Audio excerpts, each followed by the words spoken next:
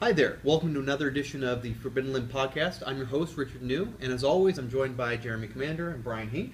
We're doing a special episode this time, so we're not in our regular environment, but we're recording from Jeremy's weekly... We're at prototype night. We're at the Prototype night? multi-prototype night at our weekly game night. Yeah. And we're going to record a special episode right now. We don't know if we're going to get into a regular recording session, so there might be a little bit of a wait before the next episode. My wife is pregnant right now, and the baby could come any day, so unfortunately our schedules might be a little bit weird. So apologies for that. But today we're going to talk about Jeremy's experience. He just went to Unpub 5. Yes. First off, tell me what Unpub is. I mean, we've talked about it on the show before. Sure. But, what is it compared to other cons? You got it. So Unpub was started several years ago to help promote prototype games and get them into playtesting and get them onto the table so you can playtest those games. And so a guy named John Mueller started it on the East Coast and started doing it in Delaware, where he was. And the first one they did, they got like 10 guys to show up, and then they kept doing it, and it kept growing and growing. And so now 10 Unpub, designers or 10 people overall? Oh, yeah, I think it was like 10 people overall. Wow. Yeah. And so then it got bigger, and they started doing it in like a high school cafeteria, and they'd rent to the high school cafeteria and do it there. And they do what's called, now Unpub is an umbrella organization. So if I want to run an Unpub event, I can go to unpub.net, and I can say I want to do an Unpub Mini. Brian's been to some Unpub Minis in Sacramento. The game design group up there runs it. And so you put it up, it gets listed on Unpub, you invite other game designers, you invite playtesters to come to your Unpub Mini, usually held in a game store. Sometimes they're only 1 day, sometimes they're 2 or 3 days, and people come together to play prototype games and test them. The main Unpub event, which is just called Unpub 3, Unpub 4, Unpub 5. So last year, Unpub 4 was the biggest prototype event in history. I think it had 400 people, 400 players show up for Unpub 4 at this high school in Delaware. And designers came from Canada and all up and down the East Coast. It's more of an East Coast thing. Where was this held? This year is held at the Baltimore Convention Center. So this year they rented space in the Baltimore Convention Center because it's grown so much, and actually rented a huge block in the Baltimore Convention Center, and that's where Unpub 5 was set up. And the way Unpub does it, they limit the number of designers. Like if you go to a Protospiel event, generally there's no limit to the number of designers. And you'll go, and the event is mostly designers and a minority of players. And you're having other designers play your games, and you're taking turns, so you get really good feedback. But you get fewer plays in. Because I'll play Brian's game, then he'll play mine, and then we'll play your game. And that's generally how a Protospiel works.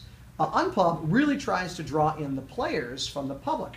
So they offered lots of amazing raffle prizes, like all these game companies to donate raffle prizes. And if you filled out a feedback form, they're all electronic this year. You just go to a little laptop and you punch in what you think of a game and rate it on a scale from 1 to 5. For every feedback form you filled out, you get entered in the raffle. Friday was Designer Day, just designers, and they had some panels with some industry guests. Some other game designers come. Daniel Soros give a great talk on iconography and typefaces and making your game visually easy to see.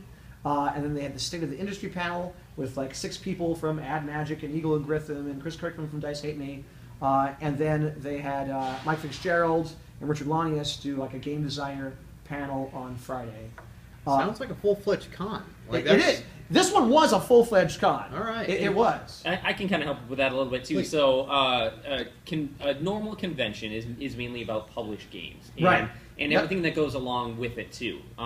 This is all about unpublished games. Yep. That's all you're playing. You're only allowed to bring unpublished games, so you can't bring a published yet. Yeah.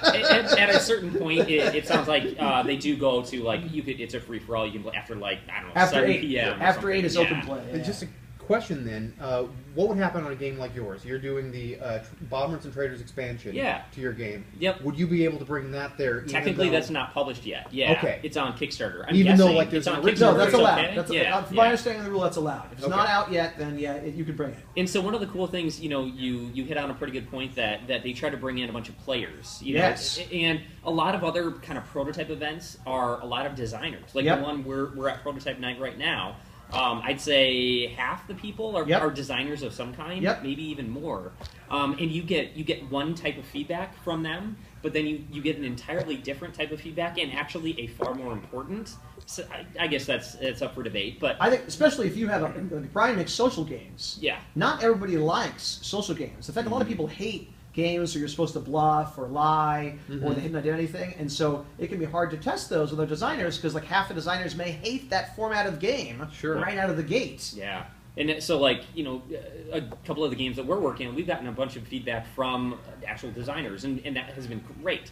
But now, like, I don't even really want that anymore. Now it's ready to bring to just, your average gamer, your casual gamer, a bunch of different types of players who do not have that design experience. Do they understand the rules? Yeah. Can they read the cards? Do the icons make sense to them? Do they get mixed into anything mixed up? Do the game feel too long to them or too short? Because a game designer will be focused on even on details. Well, this mechanic should work like this. But the casual player is going to like, oh, that game felt long or too fast, or this was confusing, and you want to know. That's how people who buy your game are going to react. So that's one thing that's just exciting to me about Unpub, and I really like that they do that they bring in so many players. I was expecting it to be more like a Protospiel, because I've been to many Protospiels. I've been to Austin and Houston and Michigan. And Friday, Designer Day, which designers only close to the public, it was like that. It felt like a Protospiel.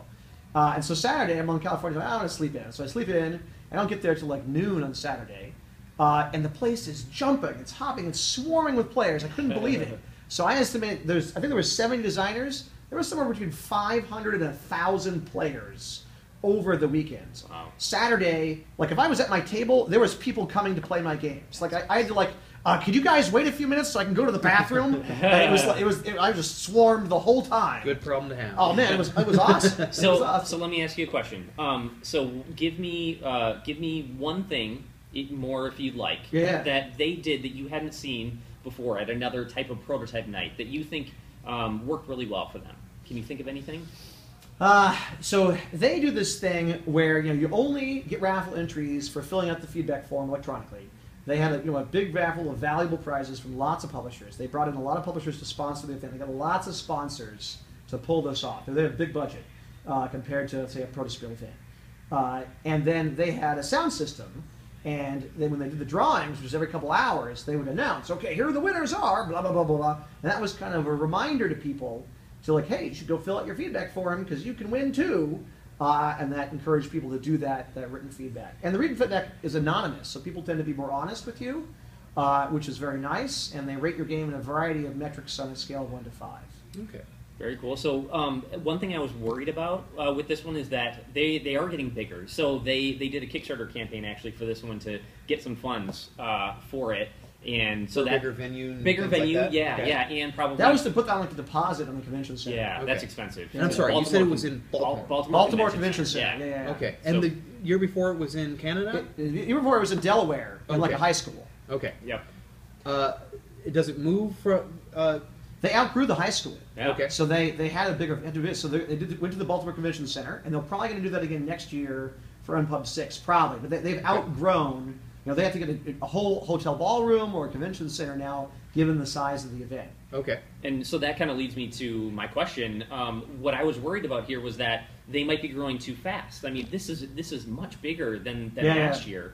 And so I worried a little bit that maybe it would be unorganized. You'd kind of come in and it'd be just kind of chaos. I think they had a volunteer staff of 16. Okay. It's like last year when I ran Unpub Protospiel, I felt overwhelmed. I had Richard and Herman helping me. Okay. And that was like it. And that was not enough. Mm-hmm. And there was tons of stuff. I'm sorry, I was trying. No, I was very grateful for your help. But 2 guys is not enough because Sure. we had 200 people. And that just wasn't enough to juggle all the balls I wanted to do. So the event was successful, but I think it could have been a lot better had it had a little more help. Mm-hmm. And I get the same feel for Unpub. So they had, I think, a volunteer staff of 16. And I thought it went pretty well and pretty smoothly. There are things they could have done better had they been better organized. They, for example, had you were supposed to pick 2 prototype games to feature or focus on, and not bring more than 2 per day, or pick 2 that you wanted in the program. You had to submit it by a certain day. And they actually had a printed program with game companies buying advertising in and sponsoring logos and stuff like that. And so they had all the games in the program, but it didn't tell players where to find them. like game designers all had table numbers, but there wasn't an easy way to match the game with the table number to say, oh, I want to play this cool game. Where would I find it? Okay. So that was like an opportunity. Yep. There was little things like that they could have done better. I think it went very well. Given they had probably had 1,000 people. They might have somewhere between 500 and 1,000. I thought it went very well. But yeah, there's certain things they can improve on for the future. Okay. I would definitely go again. It was worth my money. What about, so you've talked a little bit about feedback, so I think that's something that they do really well. Is feedback. Can you tell us a little bit about, I play a game, what do I do afterwards, how do they gather feedback? Sure. So I like to gather audio feedback after every playtest and do audio recordings as I interview the players. And I did that for all the games I ran that weekend. And that's a personal choice. Personal that's choice.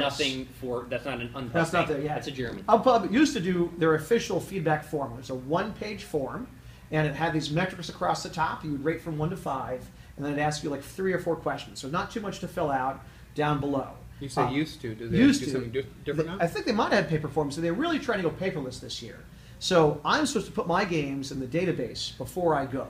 Okay. So people can search for my game by title in the database, and it comes up, and then they post feedback directly to that game in the database. That sounds really useful. It was pretty cool. So in each room, they had 2 big rooms. They had laptops like in the corner. They had like some netbooks, hooked up to unpub.net. And so the player could go there and fill out some feedback forms. And each one they did, they got a raffle entry. So I had, from by my count on my end, I had 71 unique players play my games 36 times. I get the games to the table 36 times over the weekend. Oh. And Friday, I only brought out Boost Barons that I'm doing with Brian. That was it. Everything else, Friday I was just going to play other people's games and build up karma and try to support them like a Protospiel event. Mm-hmm. So I could have gotten even more of the table had I pushed it. But 36 plays, that would take me like 3 months to get my games. Right. I don't know how long would it take you to get to 36 plays at your normal pace? Yeah, my normal pace it'd be months. Yeah, yeah. So it was whoa. Yeah. At one of your Thursday night game nights, I'm guessing we'd play any one game maybe 2 or 3 times. Yeah. And that's once a month. So Yeah. I could see that being incredibly valuable. If you go to a Protospiel and you get game to the table like once each day over the 3 days, that's pretty good. You get to day 1, take some feedback, change it up, play it again day 2, change it up, play it day 3. That's I would consider that a successful Protospiel event. Mm-hmm. I really took my game through 3 levels, got lots of quality feedback. So. But you want to, I'm guessing you want to make sure your game is really ready for a lot of playtesting, because one of the downsides to that is you don't get that time in between. When I play a game twice, I usually have at least one thing that I'm going to change for the next time. Right. Absolutely. And this, you don't really have time to do that. So you got to make sure your game Between is day ready. 1 and day 2, I did make some changes to the games and got that out. But how much did you observe other people? Some people didn't change their game at all, think, and some so my table was right next to Daniel Solis. He was right next to me, and Solis's thing is he's there with markers and Blake White stickers, and even after each game he'll pause and change up the cards, mark it, and he iterates very fast as part of his methodology, especially with a simple change. And so I saw him, tearing up his cards and cut pieces off and folding them over and making changes throughout the weekend. I saw other designers walk by the table and it didn't look like they changed at all. It was the same through the whole weekend. And I can understand that too. So for Pass the Paint, I didn't change at all because really what I wanted to do was run a bunch of games and then compare the scores and players' reactions before I made any changes. I wanted to gather data. Yeah, but for that one, you have a bunch of finished options. I do. Just which ones do you want to include in kind of the final game, it sounds like. I brought 5 games to Unpub. They were all in a pretty finished state. None of them were super raw. I would feel better at a Protospiel busting out it's the first time it's at the table. It's got index cards and stuff. And a Protospiel, because other game designers, I'm not going to hold that against you. Yeah. I'm not going to fault you if it's a game on index cards. They're going to give you feedback about the mechanics, and they're not going to judge. But when you're showing it to the general members of the public walking off the street, you need to have higher expectations. Yeah, you need to have clip art, and you have your stuff sleeved and typed up. I don't think that guy knows how to design games at all. Yeah. If your game looks like you just drew it on some index cards, people walking around will be like, I don't want to play that one. Right. I want to play this one over here. Because they're not game designers. They're general folks off the street. Okay, fair enough. So how much would you invest monetarily? Well, let me ask you. I don't know if it's anything you'd want to share, but how much did it cost to go to Protospiel? Yeah. So excuse me. I'm sorry, to Unpub. So Unpub, they put it up on Kickstarter, the designer tables, and it sold out in 20 minutes. Okay. So I had to take a meeting at work. So I was at work. I got to work early before I needed to be there and was reloading the Kickstarter page, waiting for it to go live. And then it was delayed. They had a bug, and they couldn't launch on Kickstarter at their launch time, so it was delayed. It's like, so I had to take a meeting, get out of my meeting, and it sold out already. It was an hour-long meeting, and I was like, it sold out in 20 minutes. Jeez. So I got what's called a tag table, where you share your table with another designer, a hot table. And then a mutual friend of ours, Michael Keller, decided to give up his tag table because he wasn't going to go to Unpub after all, and so they put it into a raffle. If you donated money to this charity, Dan Patras, who does the Geek All Stars podcast, was doing like a charity fundraiser for the Extra Life fundraising marathon. And so if you donated for every $10 you donated to this charity, the Turner Society of the United States, you would get a raffle ticket. And I really wanted to go to Unpub, and I had a hot table, so like, well, all right. So I donated $100, and game designers are cheap. Apparently, only one other designer donated to the raffle. Wow. So I won the raffle. I was like, all right. So now I had 2 tag tables or 1 full table. Okay. So I wound up getting a full table so what did I pick? 35 for the tag, 100 for the chair, 135. I stayed at the Holiday Inn, which was cheap, and 2 blocks to the convention center. It didn't cost me much. The ticket from California to Baltimore cost a bit. I have a little algorithm I use to buy airfare. And so I bought it like the optimal time to get the lowest price airfare. But still, that's a far ticket. How much did the people who were able to get in that window, how much would they have paid for $50 for a designer table. Okay. Yeah, so here's the thing I don't agree with Unpub.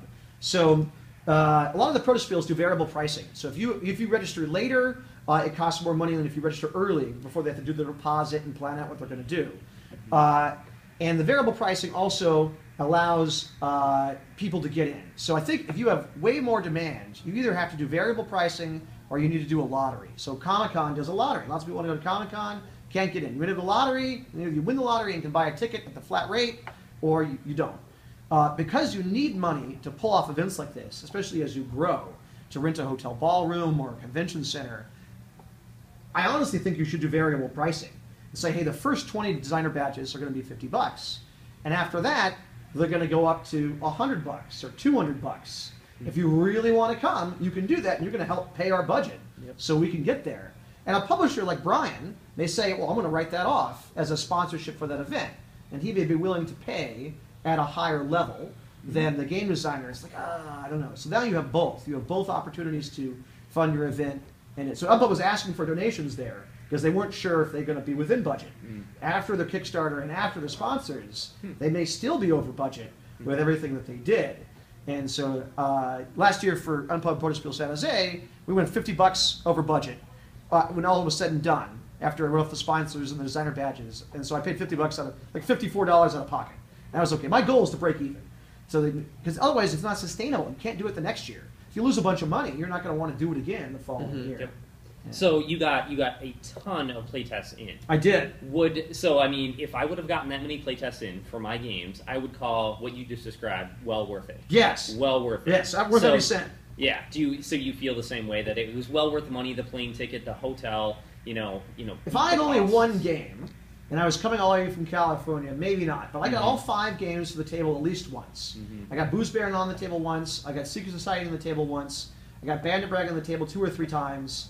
And Pass the Pain I got like on the table like 15 times.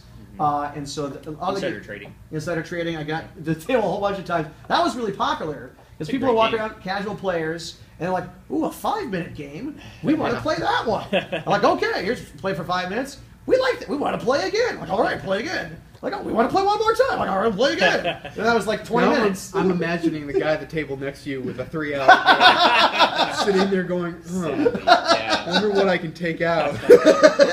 No, and some of the guys with a 3-hour game only got 2 or 3 in over the weekend, or 1 or 2 a day. That might still have been worthwhile for them. That is worthwhile for a 3-hour game. Yeah, because your friends are going to get sick of your 3-hour game. Right. They're like, I don't want to play this again. It's 3 dang hours.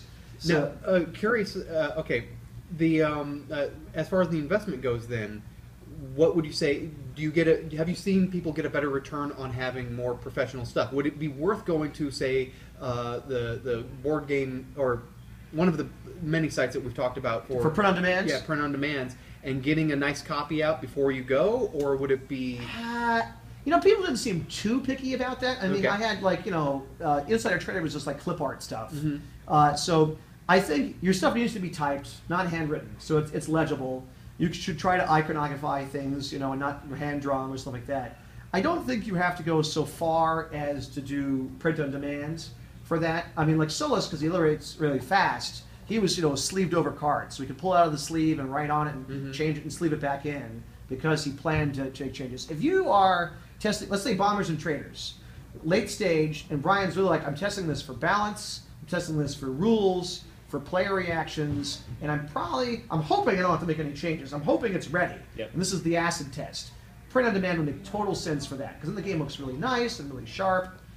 If you were like, this is pretty early, I think I'm going to have to change things, then I would just do sleeved over cards. Okay. But then if you have a game that looks really nice, then the feedback that you're going to get is not going to be about that. It's going to be about the gameplay. Yes. And that's probably much more valuable. So that's one thing. Does it draw other people? Yeah, that's what I was wondering. And it draws people to your table. It does. So it's going to draw people in, and it's going to be a lot less about, oh, I don't like this icon and stuff like that. It'll be more about... And like, I couldn't understand what I was doing because this card wasn't clear, and I couldn't read your handwriting. Yeah. It's going to be more about just like, I had fun when I did this, and I didn't have fun when this happened. And that's the kind of feedback that you really want. Sounds like you're sort of paying for quality. Yeah, and I did get some art feedback, because members of the public are going to comment on that. They're going to comment on, I wish this why did you put this character in there instead of that one, and things like that. Yeah. Because this is going to tell you whatever pops into their head. Yep. And the artwork and the theme is going to be a big part of that. And so if it looks more final, you will get less feedback on that and more on the gameplay, which is most of the time what you're really after.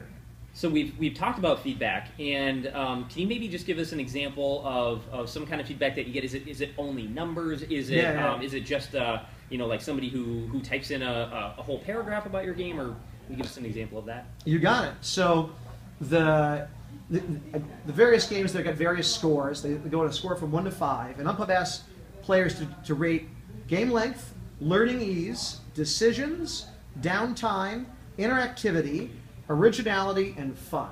Okay. And those are the criteria they fill out from 1 to 5. And so Pass the Paint, late stage game, testing different variants of it, did very well. I'm super proud that they got all 5s and 1 4. So I'm like, yeah! Awesome. And then I have individual feedback forms down here, and if I tap on one of these, it will load up, and the players will answer some questions and leave me some comments. And it says, what's one thing you would change? More details and instructions on when to trade commissions and paints. What was your favorite part of the game? The subject matter was great. Also, screwing people over by stealing colors they needed was a lot of fun. Hate drafter. Additional comments. My favorite of the convention. Very easy for new players. Awesome. All right. Yeah, that sounds very useful. Did you find that looking at, I'm sure you looked at other people's numbers a little bit here and there. Did you see people actually giving ones? A lot of times when you do a survey, like everybody's just like, it's a 5. I had a really rough playtest of Secret Society because I really wanted to get to the table, and the convention was writing down, and I hadn't found. So that's a hidden identity team game for advanced players, and I just hadn't found the right crowd. So then I had 2 game designers and 3 casual players. Like, well, let's try it now. Let's try and put it on the table. And halfway through the game, the 2 game designers go like, I hate hidden identity games. Absolutely hate this genre of game. And like, oh man. And so they didn't like it at all. And they did have some good points about things I can improve, but mostly they didn't like that style of game. And I can totally understand that. I hate 3-hour Euros. I don't want to sit there for that long. I get bored. And the 3 casual players are kind of like, oh, okay. But that was a rough test. And so I think that one on the forums, I got some 2s. Because, especially from the game designers. I would say, it's cool that you got really good numbers here, but I'm going to say that's a failed test. I would rather, that doesn't help you, really. I mean, that was not the audience it's for done, that game. but you're not getting anything that, not much that will help you improve the game. Yeah. No, but one of the guys there also took me the time to collect my email and then write me like a 1-page of feedback, which emailed me. He goes, I don't like social games, I don't like the Resistance, I don't like this kind of games. That being said, here's what I think you can do to improve your game. And he had some good feedback, and I'm going to act on or implement that in the game, which was useful. And that's a player who does not like that kind of game. So I still got something out of it, but yeah, that is a bad test. Yeah. And you will have bad tests where people don't like the style of game, or they miss a key rule, or one player at the table's a troll and kind of ruins the whole thing. You know, it will happen. But I guess that game has already been picked up by a publisher. You know, Yes. it's going to be, you know, it's going to be published. So, you know, that's actually a pretty good score. I mean, that's a really it's a very final game, probably one of the most polished games that was out there. So I guess that's a good test of the scoring system. It should get high scores. Yeah. I have one more question. Then I think that'll kind of be good to wrap it up. So, you know, they're growing. Do you think they grew too fast? Do you think what's coming next year? Are they gonna be able to grow again? Are they gonna get it even bigger? I think they will likely grow. They'll probably go from 70 designers this year, I think it was 70, to 100. And that's what I was going to say too, because you said you had people lining up to play, so maybe there weren't enough players, or there were too many players. There was enough so that, you know, there'd be people walking around for a minute looking for a table that they would want to play something at. There was, you know, little downtime, but there was some. So I think it was very good. Okay, so like the ratio is was great. It may have been a little player heavy. That's true. Okay. So I think they'll go 100 designers next year, because I do want to set a limit. And then they'll probably book out more rooms in the convention center. They'll have a bigger block there. And then, so they had guys on the ground putting up posters around Baltimore and advertising the event to draw people in. This year for Unpub Protospiel, I'm going to try running some radio ads, try to draw more players in. I'm going to be a little more, based on what worked last year and getting people in, I'm going to do more of that and do some advertising in places that people found it and came. And so I know you're planning on doing an Unpub Mini here, and I think you're going to run a Kickstarter campaign for it. Yes. Is there anything that you're going to either make sure to do or make sure not to do when you do your campaign? Yeah. So I am probably going to do some variable pricing. So I'm going to do the main block of badges at the $50 price and a smaller block of badges at a higher price to help cover the budget of the events. And it's going to be the last weekend in April. And I'm hoping to get the Kickstarter finished and up by the end of February, so it'll run like during March. I don't expect to sell it in 20 minutes. I would be very successful if I sold out in a week, but we'll see what happens. And I do have a fixed number of spots based on the number of tables we have in our venue. So we'll look out for that. Yeah.